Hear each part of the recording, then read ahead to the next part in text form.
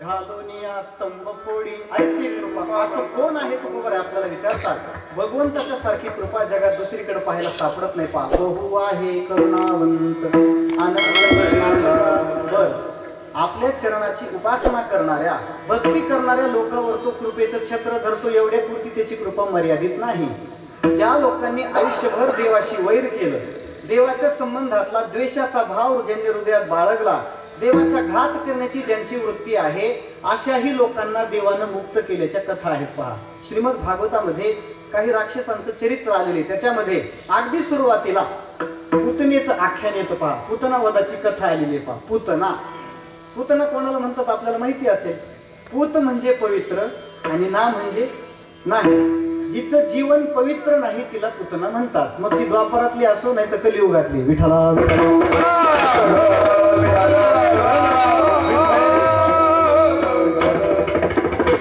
नावाची राक्षसी भगवान श्रीकृष्णाचा घात करण्याच्या उद्देशानं नंद बाबाच्या घरी आली. पहा अवघ देवाचं 6 दिवसाचं वय आहे. देवाला प्रगट होऊन फक्त 6 दिवस झालेत आणि त्याचा घात करण्यासाठी ही पुतना नावाची राक्षसी सुंदर अशा प्रकारच्या वेशामध्ये, अवतारामध्ये, रूपामध्ये नंद बाबाच्या घरी आली. आणि मग तिने यशोदेला बोलायला सुरुवात केलं. यशोदे, मी लग्न होऊन सासरी नांदायला गेल्यानंतर तुझा जन्म झाला म्हणून आपला परिचय नाही. यशोदेला तिनं गोड बोलून आपल्या शब्दात फसवलं. पहा अशी फसवणारी माणसं घरात माणसं नसताना घरी येतात. पहा घरातली माणसं शेतात गेली की माता मावल्यांच्या अंतःकरणाला भुरळ घालण्यासाठी अशी बरीचशी माणसं दुपारी येतात. ती बिचारी आली आणि तिने सांगितलं, मी तुझी लांबची मावस बहीण आहे, अमुक आहे, तमुक आहे, कुठे तुझा काना, कुठे तुझा लाला, जरा बघू दे त्याला. यशोदेला कौतुक वाटलं, चला बहीणच आहे, काय हरकत आहे. यशोदेनं आपलं ते लेकरू नवसा सायासानं झालेलं पुन्हा त्या पुतनेच्या मांडीवर दिलं. आता पुतनेनं असं ठरवलं की आपला विषारी स्तन त्याच्या मुखात द्यायचा आणि विष पाजून याचा घात करायचा. भगवंत त्या पुतनेच्या मांडीवर गेले आणि मग ते विषारी स्तनपान करू लागले. पहा आता देवानं काय विचार करायला पाहिजे. माझ्यासोबत असा विषारी प्रयोग करते काय, माझ्यासोबत असा आघोरी प्रयोग करते का. ही प्रक्रिया होऊ दे, तुला थेट नरकाच्या गाडीत बसवतो. समृद्धी एक्सप्रेस हायवे मध्ये थांबाच नाही, थेट नरकात.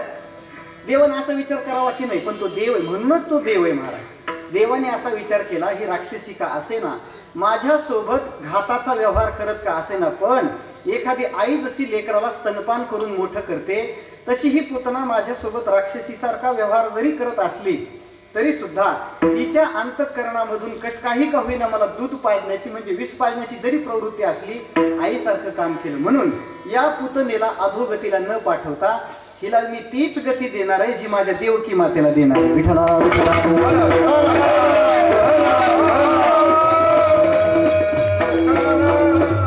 अहोपकीयं स्तनकालकूटं जिघांसया पाय यदप्य साध्वी लेभे गतिं धातृचितां ततोन्यं कं वा दयालं शरणं व्रजेम किंवा सनकादिकाचे निमाने सायुज्य सौरसूदिधला पुतने जी विषाचे निस्तनपाने मारू आली. मारण्याकरता आलेल्या व्यक्तीला सुद्धा हा मोक्ष देतो बिचारा. तुझे अवदार्य जाणो ये स्वतंत्र देतान मनसी पात्रा पात्र कैवल्य ऐसे पवित्र जे वैरी आहे दिलेले. आता दुसऱ्या एका स्त्रीचा थोडासा दाखला देतो. गणिका नावाची एक स्त्री होती. पहा गणिका. गणिका कोणाला म्हणतात आपल्याला माहिती असेल. उदरनिर्वाहासाठी देह विक्रय करणाऱ्या स्त्रीला गणिका म्हणतात. आता याच्यापेक्षा खाली येऊन बोलायची माझी इच्छा नाही. उदरनिर्वाहासाठी व्यभिचाराचं कर्म करणारी स्त्री गणिका, तिने पोपट पाळला होता. पाळत असतात अशी माणसं पोपट. कशासाठी? आलेल्या माणसाचा पोपट करायला सोपं जातं. मग तिने पोपट पाळला होता आणि पोपटाचं नाव राघव ठेवलं होतं. आता कुठून तिला सद्बुद्धी झाली माहिती नाही. पोपटाचं नाव काय ठेवलं? राघव नाव ठेवलं. आणि मग सदा सर्व काळ ती गणिका पोपटासोबत संवाद करायची. राघवा, माझ्यानंतर तुझं कसं होईल रे, तुझी काळजी कोण घेईल, मी मेल्यानंतर तुझ्याकडे कोण बघेल, असं त्याला बोलत राहायचं. त्या पोपटावर तिची प्रीती जळली, फार प्रेम जळलं आणि कर्मधर्म संयोगानं त्या गणिकेचा अंतकाळ जवळ आला. आता तिचे प्राण तिच्या देहाला सोडून असं म्हणतात विलीन होणार. तत्क्षणी त्या गणिकेच्या समोर पोपट आला. पहा माणसाचं सगळ्यात जास्त प्रेम ज्याच्यावर असतं ना, तीच गोष्ट मृत्यूच्या समयाला माणसाच्या पुढे येते. पहा म्हणून जर आपल्या प्रेमाचा विचार करावा नाही तर मसाडच समोर यायचं. थोडा विचार करावा. ऐकून तिच्या समोर पोपट आला आणि ती गणिका पोपटाकडे हात करून बोलायला लागली, राघवा मरते मी आता, चालले मी आता. आणि राघव या शब्दाचं उच्चारण करता क्षणी गणिकेचे प्राण तिच्या देहाला सोडून बाहेर गेले आयुष्यभर व्यभिचार कर्म करणाऱ्या त्या गणिकेला तेवढे एका राघव नावासाठी या बाबानं वैकुंठाचा लोक दिलाय. विठ्ठला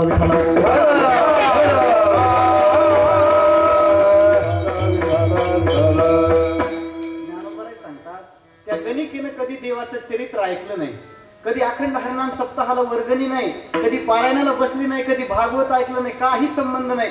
पोपटाला बोलायच्या उद्देशानं मुखात नाम आल्यामुळं तेवढे एका गोष्टीसाठी वैकुंठ लोक दिला. तू ते आराधीना ऐके होती पुंसा बोलावित कौतुके ते वैकुंठे तुवा गणिके सुरवाड केला. एक ना अनेक भक्तांच्या कथा आहेत. आपल्या चरणाजवळ आलेल्या कुठल्याही भक्ताच्या कोणत्याही गुणदोषाचा विचार न करता परमात्मा सगळ्यांना सामावून घेतो. पहा किती आले शरण समानची केले नाही विचारिले गुणदोष कोणाचे. आपल्या भक्त मांदियाळीमध्ये सज्जन कसायांचं चरित्र सांगण्याचं काही कारण आहे का?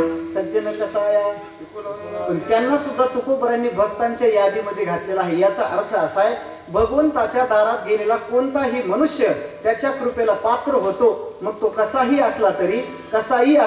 विठ्ठला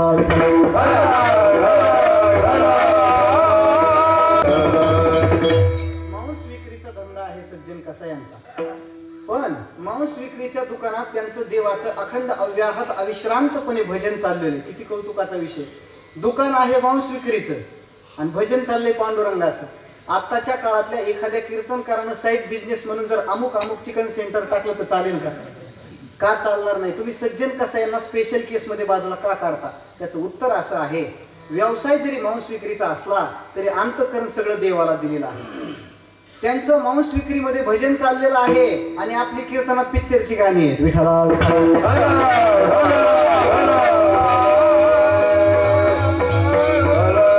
परमात्मा नाही विचार करत गुणदोषाचा, स्वीकारतो. म्हणून कृपावंत किती दीन बहु आवडती. आणि या देवाच्या हृदयातली विशेष प्रीती कोणाविषयी आहे? महाराज सांगतात दीन बहु आवडती. त्या देवाला दीन लोक फार आवडतात. फार. आता इथल्या दीन शब्दाचा अर्थ काय करायचा? पहिली वेलांटी दिली तर अर्थ बदलतो. दीन शब्दाला जर पहिली वेलांटी दिली अर्थ वेगळा आहे आणि दुसरी वेलांटी दिली तर अर्थ वेगळा आहे. दीन शब्दाला जर पहिली वेलांटी दिली तर काय अर्थ आहे? दिवस. शिक्षक दिन आहे, पण ते म्हणताना सुद्धा शिक्षक दिन म्हणावं लागतं. शिक्षक दिन आहे म्हणलं की काय, असा कसा दिन आहे, चांगली पगार आहे आता असं म्हणावं लागतं. पहिल्या वेलांटीचा जो दी आहे तो दिवस या अर्थाचा आहे, दिन. आणि दुसरी वेलांटी दिली दुबळा, गरीब, सामान्य, दुर्बल अशा पद्धतीचा अर्थ आहे. पहा इथला दिन कोणता घ्यायचा? संत वाङ्मयामध्ये दिन कोणाला म्हणतात? इंद्रियाची दिने आम्ही केलो नारायणे. इंद्रियांच्या मागं भरकटत जाणं हा ज्यांचा स्वभाव आहे, इंद्रियांचं लांगून चालन करण्यामध्ये ज्यांची नित्य प्रवृत्ती आहे, इंद्रिय म्हणतील तसा ज्यांचा आचार आहे, असा दिन देवाला आवडेल का? जो इंद्रियांच्या मागे जातो तो देवाला आवडेल का? उलट भगवंताची प्रसन्नता होण्यासाठी इंद्रिय आवरावी लागतात. म्हणून इथला दिन तो जुळत नाही, इंद्रियाची दिने. दुसरा अर्थ बघावा लागतो. नारद भक्ती सूत्रामध्ये देवाच्या हृदयातली प्रीती आणि देवाच्या अंतःकरणातला द्वेष कोणाविषयी आहे एका सूत्रात फार छान सांगितले. पहा ईश्वरस्यापि अभिमान द्वेषित्वात् दैन्य प्रियत्वाच्च. नारद महर्षी सांगतात ईश्वराच्या हृदयामध्ये अहंकारी लोकांविषयी द्वेष आहे आणि निरभिमानी लोकांविषयी प्रेम आहे. विठ्ठला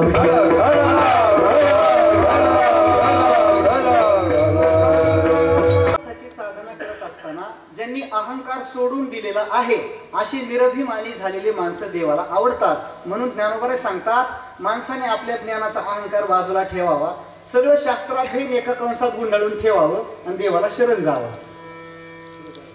व्युत्पत्ती आघवी विसरीचे जगा धाकुटे होईचे तै जवळी माझी. लहानपणा स्वीकारला की देव लवकर जवळ करतो अशी कल्पना करा. एखादी माऊली आहे, एखादी स्त्री आहे आणि तिला 2 मुलं आहेत. एक लेकरू 9 वर्षाचं आहे, दुसरं 2-2.5 वर्षाचं आहे. खरं सांगा आईच्या अंतःकरणात प्रेम कोणावर जास्त असतं? खरं सांगा, तुम्हाला सटवायची शपथ आहे ना?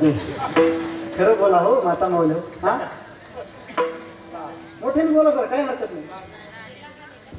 जे लहान आहे त्यांच्यावर प्रेम असतं असं त्यांचं म्हणणं आहे. यांची मोठी मुलं आहेत का इथं? असली तर यांच्या प्रेमाचा विचार करा असं मला म्हणायचं. दोन्ही मुलांना जन्म देणारी माता एकच आहे की नाही? मग असा भेद मातेनं करावा का? दोन्ही मुलं तिचीच आहेत की नाही?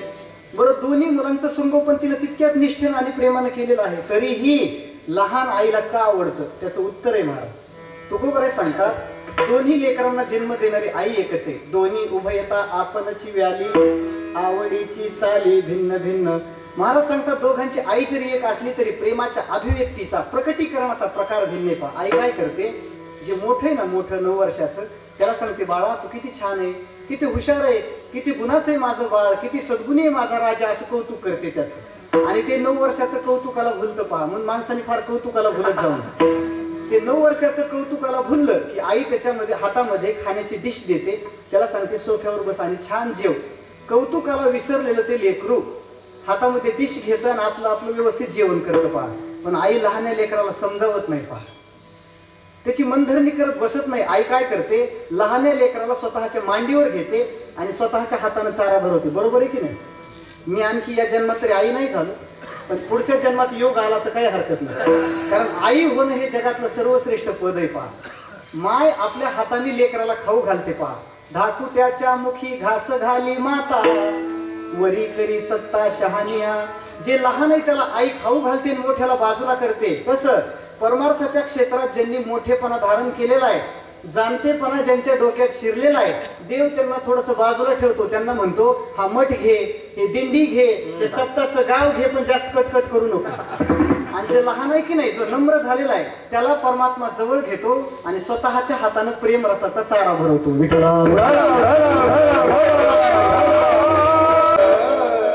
परमार्थाच्या क्षेत्रामध्ये धाकट होऊन जगणं हे श्रेष्ठ जगणं आहे. पहा तुका म्हणे बरे धाकट्याचे दिने, धाकट्याचे दिने.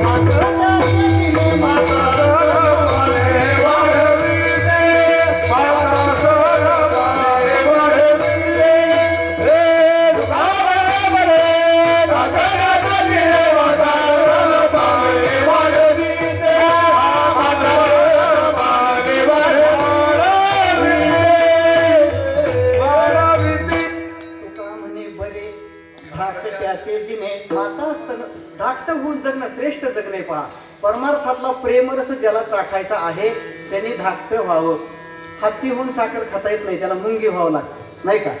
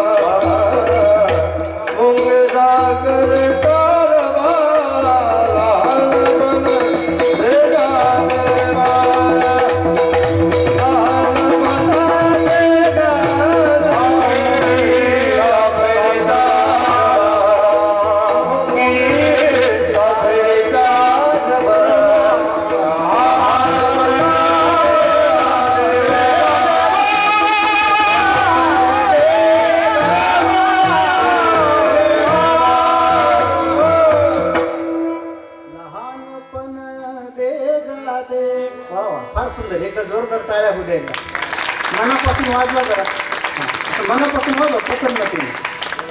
परमार्थाच्या क्षेत्रात लहानपणा एकदा स्वीकारला की माणूस मोठा होतो. पहा नम्रत्वेन उन्नमंतः परगुण कथन झाला होता तेरे अनंत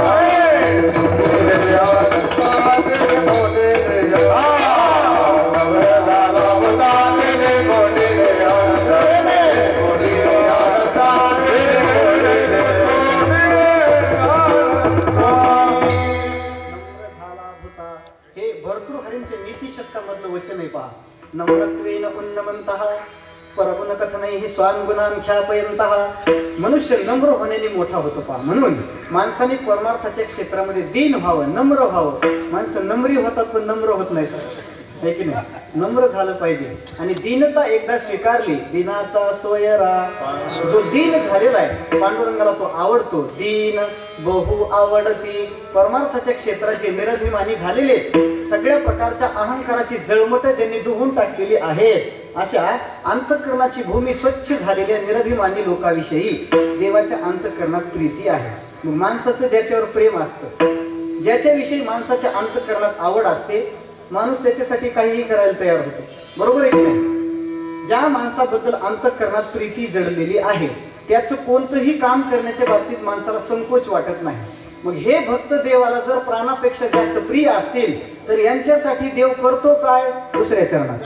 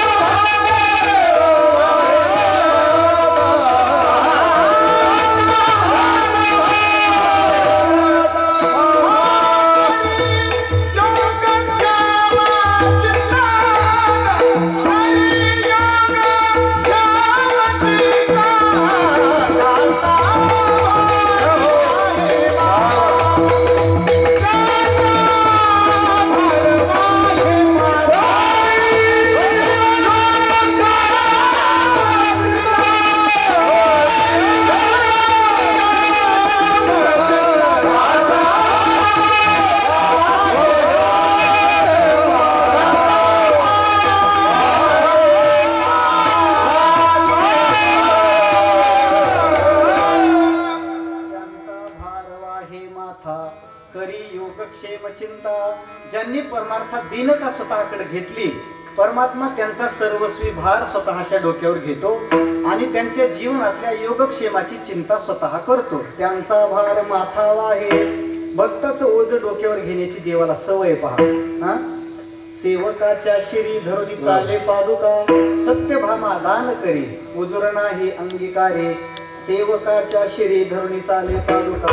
आपल्या भक्ताचं सामान्यातलं सामान्य ओझ सुद्धा देवाला स्वतःच्या डोक्यावर घेण्याची आवड आहे. लौकिकामध्ये व्यवहारात माणसं आपलं ओझ दुसऱ्याच्या डोक्यावर देण्याच्या तयारीत असतात. आपलं दुसऱ्याच्या डोक्यावर दिलं की आपण मोकळे, म्हणून म्हण पडली कोणाच्या खांद्यावर कोणाचे ओझे, आहे की नाही? त्याच्यासाठी ती म्हण पडली. आणि काही काही लोकांना दुसरीच स्वतःच्या डोक्यावर घ्यायची सवय असते. देखे पुढीलांचे ओझे आकुला माथा घेईजे, तरी सांगे कान दाटीजे धनुर्धरा. पण परमात्मा आपल्या भक्ताचं ओझ स्वतःकडे घेतो पहा. भार शब्द तुकोबरांनी वापरलेला आहे. त्यांचा भार वाहे माथा. तुका म्हणे त्यांचा देव सर्व भार, चालवी कामार होऊनिया. एखादा कामाला ठेवलेला गडी जसा काम करतो की नाही मालकाची सगळी प्रामाणिकपणे, पण तो पैसे घेऊन करतो. हा कामे न सांगता करी असे भक्ताची घरी. सगळी कामं परमात्मा आपल्या भक्ताची करतो. भक्ताचा भार स्वतःच्या डोक्यावर घेतो. आता प्रश्न असा आहे, भक्ताकडे नेमका असा भार असतो कोणता? किंवा ज्यांनी भार वाढवलाय ते भक्त असतात का?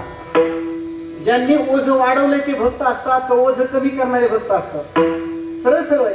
ओझ ज्यांनी कमी कमी करत आणलेलं आहे परमार्थ करत असताना ते भक्त म्हणून शोभतात पहा.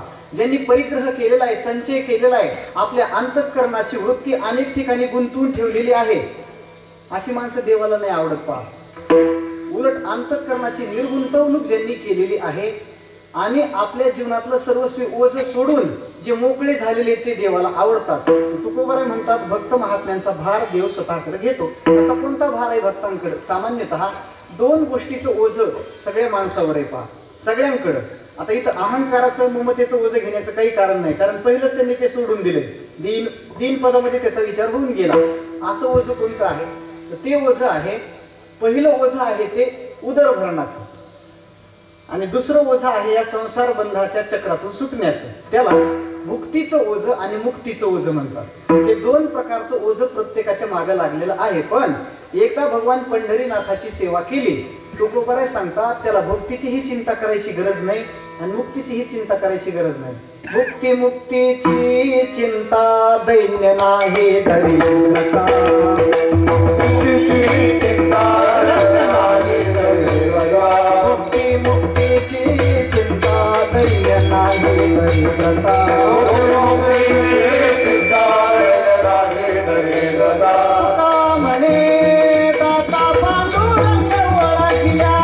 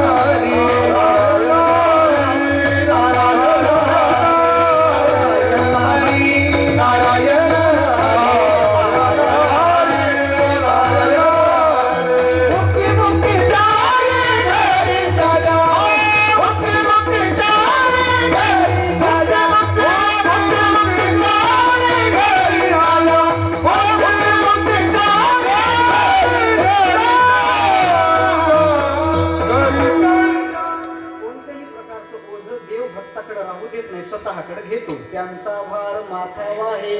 योगक्षेम चिंता करी आणि सगळ्या योगक्षेमाची चिंताही तो वाहतो. योगक्षेम त्यांचा जाणे जड भारी, परमात्मा आपल्या भक्ताचा योगक्षेम चालवतो. आता योग काय क्षेम काय एका एका वाक्यात सांगतो. न मिळालेलं मिळणं याला योग म्हणतात आणि मिळालेलं टिकून राहणं याला क्षेम म्हणतात.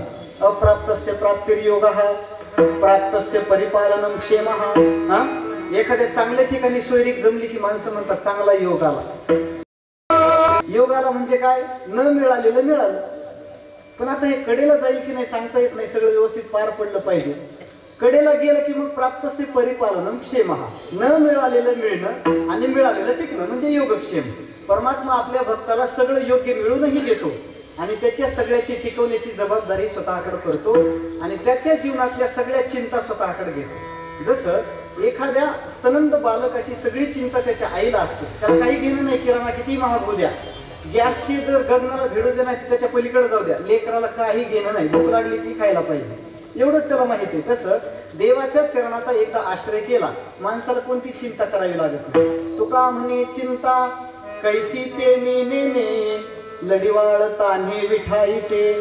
महाराज सांगतात एकदा पांडुरंगाचा लढिवाळ भक्त झालं की पांडुरंग त्यांच्या सगळ्या चिंता स्वतःकडे घेतो.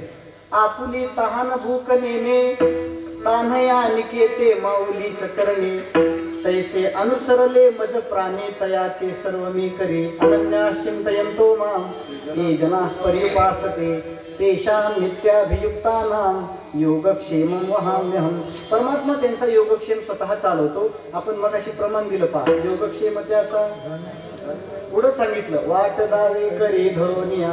भक्ताच्या जीवनामध्ये जर चुकण्याचा प्रसंग आला तर देव भक्ताला चुकीच्या रस्त्याला जाऊ देत नाही. पहा, भुलो ने दिवा करी धरोनी दावी नीट. एका चरणाचा विचार केला की अभंगातले दोन चरण सुटतात. योगक्षेम त्याचा जाणे जड भारी, करी योगक्षेम चिंता. वाट दावी करी धरोनिया, भुलो ने दिवाट करी धरोनी दावी नीट. परमात्मा आपल्या भक्ताला योग्य रस्त्याला लावायचं काम करतो. पहा, योग्य वाटेला लावायचं काम करतो.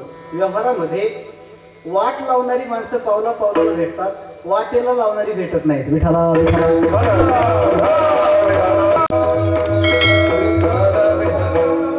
योग्य रस्त्यावर आणणारा माणूस भेटत नाही. आणि माणसं ही अशी विचित्र आहे, रस्त्यावर येतात पण रस्त्यावर येत नाहीत. माणसाची खोड अशी महाराज, रस्त्यावर येतात पण रस्त्यावर येत नाहीत. 5G लॉन्च होऊन बरेच दिवस झालेत. आता सर्वस्वाचं वाटोळ करून रस्त्यावर येणं आणि परमार्थाच्या रस्त्यावर येणं या दोन गोष्टी आहेत. योग्य रस्त्याला माणसाने आलं पाहिजे. पहा, योग्य वाट दाखवणं याच्यासारखं पुण्य नाही. वाट सांगे त्याच्या पुण्या नाही, होती उपकार अगणित, सध्याच्या काळातले तरुण पाहिले की अंतःकरणाला कसं तरी होतं पहा. आताच्या काळातली तरुणाई व्यसनाईच्या घोर विळख्यात अडकली पहा. हा, एक तर व्यसनाच्या विळख्यात अडकली, त्याच्यामध्ये पुन्हा मोबाईल उघडला की जंगली रमी प्याव ना महाराज म्हणते. आता काय कीर्तन बंद करावी, जंगली रमी खेळायला. अरे रस्त्याने चाललं तरी पोरं आम्हाला विचारतात, महाराज जंगली रमीवर गेले का नाही? काय अवघड परिस्थिती आहे. आणि मग अशा भरकटलेल्या तरुणांना योग्य रस्त्यावर येणं काळाची गरज आहे पहा. सध्याच्या काळातले तरुण 31st ला धरून आणावे लागतात. आताच्या काळातले तरुण 31 डिसेंबरला धरून आणावे लागतात. तरुण जर धरून आणावे लागत असतील तर ते तरुण जाणार नाहीत, मध्येच कुठतरी मरून जातील. म्हणून तरुणांनी तरुण असेपर्यंत तरुण जाण्यासाठी प्रयत्न केला पाहिजे. आणि अशा तरुणांना ज्येष्ठांनी वाट दाखवली पाहिजे. ज्याच्याकडे जे आहे ते त्यानं समाजासाठी वाटलं पाहिजे. ज्याच्याकडे जे आहे ते त्यानं समाजासाठी वाटलं पाहिजे. असून वाटत नाही, काहीतरी वाटलं पाहिजे. ज्यांच्याकडे असल्यानंतर जे समाजाला वाटत राहतात ते वाटेला लागतात. ज्यांच्याकडे असल्यानंतर जे समाजाला वाटत राहतात ते वाटेला लागतात. आणि असूनही वाटत नाही ते वाटेतच राहतात. वेगळं काही वाटून घेऊ नका, वाटेवर आलं पाहिजे. पण परमात्मा आपल्या भक्ताला योग्य वाटेला लावतो पहा. भुलोनी दी वाट करी धरुनी दावी नीट. अज्ञानाच्या अंधाऱ्या रात्रीतून भक्त प्रवास करायला लागला. परमात्मा आपल्या हातामध्ये तत्वज्ञानाची मशाल घेतो आणि त्या भक्ताला ज्ञानाच्या प्रकाशामध्ये वाट करून घेतो. तया तत्वज्ञाना चोखटा दिवी पोता साचित सुभटा मीची होऊनी दिवटा पुढा चाले. परमात्मा वाट दाखवतो. तुका म्हणे वाट दावणी सद्गुरू राहिला से गुरु पांडुरंग. वाट दाखवणं फार गरजेचे पहा. आणि देवाने आतापर्यंत अनेक लोकांना योग्य रस्त्यावर आणायचं काम केले पहा. वाट दाखवतो म्हणजे देव नेमकं करतो काय? योग्य वेळेला योग्य बुद्धी देण्याचं काम करतो. देव कोणत्याही व्यक्तीला हातात लाकूड घेऊन शासन करत नाही आणि कोणत्याच माणसाला प्रत्यक्ष समोर येऊन योग्य वाट दाखवत नाही. तो श्रेष्ठ भक्तांना दाखवत असेल, फक्त बुद्धी बदलायचं काम करतो. योग्य वेळेला योग्य बुद्धी देणं. कीर्तनकरांना तो वाट चुकण्याचा फार प्रसंग असतो. कीर्तन करून परतीच्या प्रवासाला महाराज एकदा निघाले की मग येताना 50 फोन करणारे कार्यकर्ते जाताना महाराजाला एकही फोन करत नाही. एवढं त्यांचं महाराजावर प्रेम असतं. त्यांना काही घेणं देणं नाही. महाराज गेले का गेले, डोंट केअर.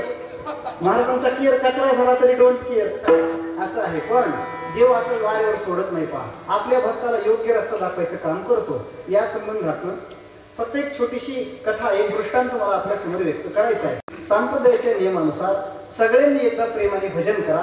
राहिलेला विचार आपल्या नियोजित वेळेत पाहू.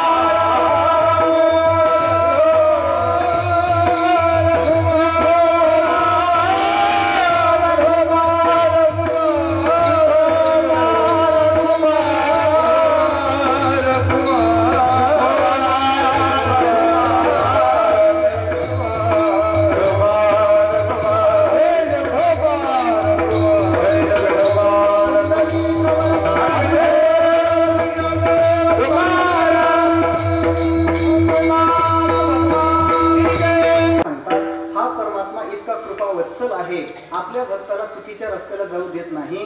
त्याचं बोट धरून त्याला योग्य रस्त्याला लावतो. अंगणवाडीमध्ये एक वाक्य लहानपणी वाचायला मिळायचं पहा. बोट धरून बाळाचे काय ते पुढं दाऊदार शाळेचे असं काहीतरी आहे. हे जसं आहे तसे विश्वाची माऊली असलेला हा पांडुरंग आपल्या सगळ्या भक्तांना म्हणजे बालकांना योग्य रस्त्याला लावतो. बिल्व मंगल नावाचे एक साधू म्हणजे सुरदास महाप्रभू, दोन्हीही डोळ्यांनी अंध असलेला हा महात्मा, काही दिसत नाही डोळ्यांना अशी अवस्था आहे. पण भगवान श्रीकृष्णाच्या संबंधातलं प्रेम पराकोटीला हृदयात पोहोचलेलं आणि देवाच्या दर्शनाच्या लालसेनं हे सुरदास महाप्रभू मजल दरमजल करत करत वृंदावनाच्या दिशेने निघाले. आता वृंदावनला जाऊन देवाचं दर्शन घ्यायचं त्यांचा मानस आहे. जंगलातून पायी त्यांचा प्रवास आहे, दिसत नाही. वाटेत कुणी एखादा व्यक्ती आला तर वृंदावनाची दिशा विचारायची आणि आपला पुढचा मार्ग प्रशस्त करायचा, असा त्यांचा दिनक्रम चाललेला. पण 2-3 दिवसापासून घनदाट जंगलामध्ये त्यांना एकही माणसाची कोणाची भेट झाली नाही. ते आपलं अंदाजे असं चालत होते आणि मग त्यांच्या रस्त्यामध्ये एक भली मोठी विहीर आली. पहा, अंधकूप म्हणतात त्याला. भली मोठी विहीर आली. 10-12 पावलं पुढे चालून गेल्यानंतर सुरदास महाप्रभू विहिरीत पडणार अशी अवस्था निर्माण झाली. तिकडे रुक्मिणी मातेचं अंतःकरण थोडं गजबजलं आणि त्यांनी सांगितलं, देवा तुमच्या दर्शनाकरता तुमचा भक्त येतोय, त्याचं जर काही बरं वाईट झालं तर तुम्हाला तुकोबाऱ्यांना जाब द्यावं लागेल. बोलवणे दिवाट करी धरुणी दाविनी, म्हणून तुम्ही आत्ताच्या आत्ता इथून निघा आणि सुरदास महाप्रभूंचं रक्षण करा. देव असला तरी घरच्यांचं ऐकावं लागतं. हा, आणि मग रुक्मिणी मातेची इच्छा म्हणून आणि आपल्या भक्ताचं परित्राण करण्यासाठी भगवान बाल रूपामध्ये सुरदास महाप्रभूंच्या समोर प्रकट झाले आणि एक 10 फुटाच्या अंतरावरून सुरदास प्रभूंना बोलायला लागले, ओ महाराज कुठे चाललात म्हणे तुम्ही, या लवकर. आलेत महाराज. कुठे चाललात तुम्ही? तुमच्या रस्त्यामध्ये एक भली मोठी विहीर आलेली आहे, समोर जाऊ नका, तुमच्या विहिरीमध्ये पाय जाण्याची शक्यता आहे, मी तुम्हाला योग्य रस्त्याला लावतो. सुरदास महाप्रभूंनी विचार केला, 3 दिवसापासून कोणाचा आवाज आला नाही, पाखरू ओरडलेलं सुद्धा ऐकायला आहे ना, काळ्या कुत्र्याचा तर अजिबात आवाज नाही. आणि अशा स्थितीमध्ये एका बालकाचा आवाज येतोय. जंगलामध्ये बालकाने येण्याचं काय कारण आहे? कदाचित हा पांडुरंग असला पाहिजे, कृष्ण असला पाहिजे. पण लांबून बोलतोय म्हणे, जवळ यायला काय कोरोनाची भीती गेली नाही का? सोशल डिस्टन्स पाळतोय म्हणे, जवळ यायला काय हरकत आहे, जवळ येऊन बोलावं की नाही. सुरदास महाप्रभूंनी तो दूर असलेला देव जवळ यावा याच्यासाठी मुद्दामून विहिरीच्या दिशेने 2 पावलं टाकली. तसं परमात्मा जवळ गेले आणि सुरदास प्रभूंचा हात आपल्या हातामध्ये पकडला. सुरदास प्रभूंचा हात देवाने धरल्याबरोबर सुरदास प्रभूंनी देवाचा हात धरला, घट्ट पकडला. आंधळ्या माणसांची पकड फार मजबूत असते, का सुटत नाही ते लवकर. त्यांनी देवाचा हात घट्ट पकडला. देवाने सुरदास महाप्रभूंना विहिरीच्या समोर नेऊन उभं केलं. बोलवणे दिवाट करी धरुणी दाविनी, योग्य रस्त्याला लावायचं काम परमात्म्याने केलं आणि देवाने सांगायला सुरुवात केली, सुरदास महाराज सोडा माझा हात, आता तुम्ही तुमच्या योग्य वाटेला आलेले आहात, माझा हात सोडा. सुरदास महाप्रभू म्हणले, देवा तुलाच धरायला चाललो होतो, आयता हातात सापडलास, आता कसं सोडीन म्हणे. आता सोडत नाही, उलट हाताची पकड जास्त घट्ट केली. पहा, सोडत नाही म्हणे देवा तुला, मी तुला ओळखलेलं की तो कृष्ण तूच आहेस, मी तुला सोडणार नाही. मग भगवान श्रीकृष्णांनी आपल्या बाहुबलाचा वापर करून थोडा सुरदास महाप्रभूंच्या हाताला थोडा हिसका मारला आणि झटका मारल्याबरोबर सुरदास प्रभूंच्या हातातला देवाचा हात सुटला आणि 10 फूट अंतरावर जाऊन परमात्मा उभा राहिले आणि सुरदास प्रभूकडे पाहून हसायला लागले. आंधळ्या सुटलो की नाही तुझ्या हातातून? हे प्रेमाचं बोलणे बरं. आंधळ्या सुटलो की नाही तुझ्या हातातून? तसं सुरदास प्रभूंनी आपले दोन्ही हात जोडले बोलायला सुरुवात केली, देवा तू शक्तीचा सागर आहेस, जगातलं सगळं बळ तुझ्यापासून निर्माण झालेलं आहे, म्हणून माझ्यासारख्या अशक्त माणसाच्या हाताला हिसका मारून तू जाऊ शकतोस, पण माझ्या या हृदयातून जाऊन दाखव, मग तुला मर्द समजतो म्हणे. विठला विठला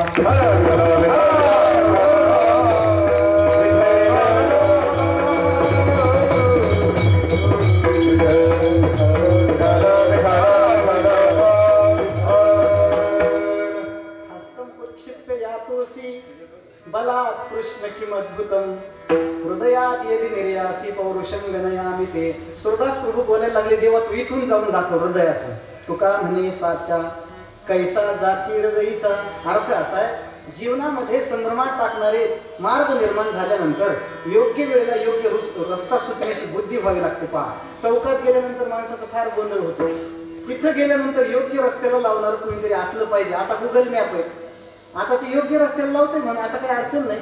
पण परमार्थाच्या वाटेमध्ये कधी नहून साधकाचा पाय घसरण्याची शक्यता असते. कधी प्रमादानं, कधी प्रारब्धानं चुकीच्या रस्त्याला पाय पडण्याचा प्रसंग आल्यानंतर परमात्मा आपल्या भक्ताला योग्य रस्ता देतो. पहा, विचारले आधी आपुल्या मानसी, वाचो येथे कैसी कोण्याद्वारे, तव साह्य झाला हृदय निवासी, बुद्धी दिली ऐसी नाश नाही, तेषां सतत युक्तानां भजतां प्रीतिपूर्वकं दधामि बुद्धियोगं तं केन मानुपयांति ते.